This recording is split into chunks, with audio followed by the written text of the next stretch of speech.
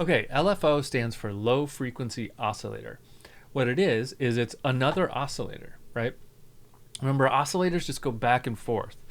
These oscillators go back and forth in such a fast way that they generate a frequency. Low frequency oscillators go back and forth very slow, too slow to make a frequency, but still they're a thing that's just going back and forth like this. That's literally all they do. They just go back and forth, right? They oscillate back and forth and back and forth. Now, they become useful when we apply that back and forth motion to other parameters. So first, we need to turn on our back and forth motion. So let's turn on LFO1. Now we can set the speed of that back and forth either by hertz, so 0.9 hertz. That's way too low for you to hear. Okay, we can hear down to about 20 hertz. This is less than 1 hertz. Okay, so you're not going to hear that. Or we could just set it to a division of the beat, so quarter note, half note, something like that. Let's go with hertz just to keep it. Well, no, let's go to a division of the beat. That's generally easier. So let's go to a quarter note. So in case you're wondering, like, the T means triplet, so 1/4 triplet, and the D means dotted quarter note, so dotted eighth note here.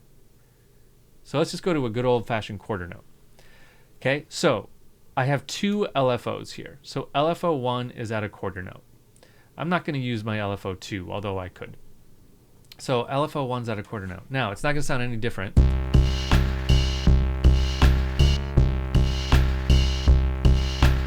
Okay, sounds the same. Because I haven't told that LFO to do anything yet. I've just turned it on. So now there's this LFO moving at a quarter note over here, and it's just hanging out. Okay? What I need to do is go into some other parameter and say, latch this parameter onto that LFO. So let's go to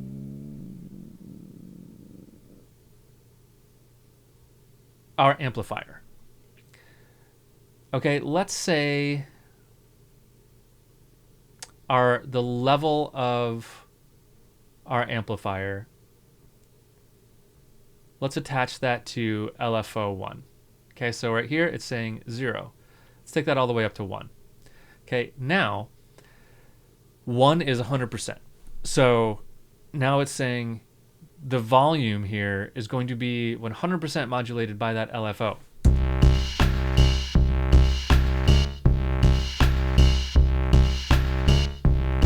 Kind of a cool groove. You would hear this more obviously on a sustained note. So let's do this. Let's make another note. Let's not loop it. Let's just make a long sustained note to demonstrate this. And we're going to have to... There we go. Okay. I'm going to turn our envelope up just a little bit so that we have more sustain. Okay, so with the LFO off, we now have this. Okay, now LFO is modulating the volume in the amplifier right here. So now we hear this.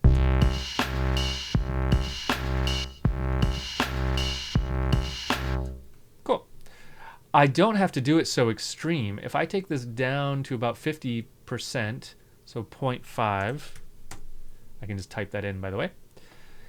Now it's going to be like, instead of our volume going like this with the LFO, it's going to go like this with the LFO, right?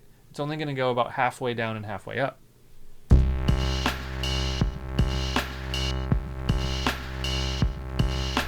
Right? I could change the speed of my LFO. Make it faster to an eighth note.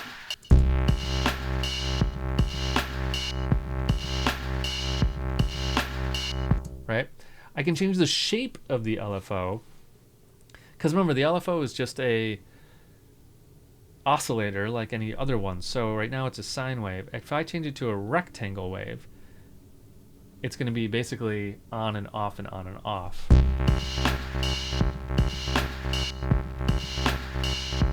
Right. Typically we leave LFOs on a sine wave, but you can do them however you want. Now I can apply the LFO other places as well. If I just go to my amplifier, I could also apply it to panning. Okay, so now the panning is going to move back and forth. Let's slow this back down to a quarter note. Cool, so now you can hear it moving left and right. Now depending on how you're watching this video, you may or may not be experiencing the panning correctly. I can go to my filter and I can say the frequency is being controlled by the LFO, and this one goes all the way up to 4. I'm not really sure why that is. Now that frequency, this knob, is being open and closed by the LFO. Now it's important that in all instruments, I believe, with the exception of wavetable, you're not going to see this parameter moving up and down by the LFO. It just doesn't update that way. But that is what's happening, is this is moving up and down with the LFO. Okay, we could turn the resonance up and down by the LFO. That's going to make that laser gun effect. So let's take this down to 0 and just do the resonance. See, now you're starting to get that raunchy kind of dubstep bass. If that is the sound you want, this isn't the best way to get it, but I'm kind of in the ballpark of getting it. We'll talk more about that later. We can even go to our oscillator, and we can control the pitch with LFO. We can control the pulse width of a square wave with LFO. And those are our options. Let's control the pitch with LFO.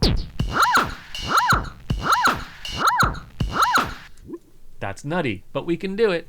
So that's what an LFO does. It goes back and forth, and then we just assign different parameters to latch on to that back and forth motion.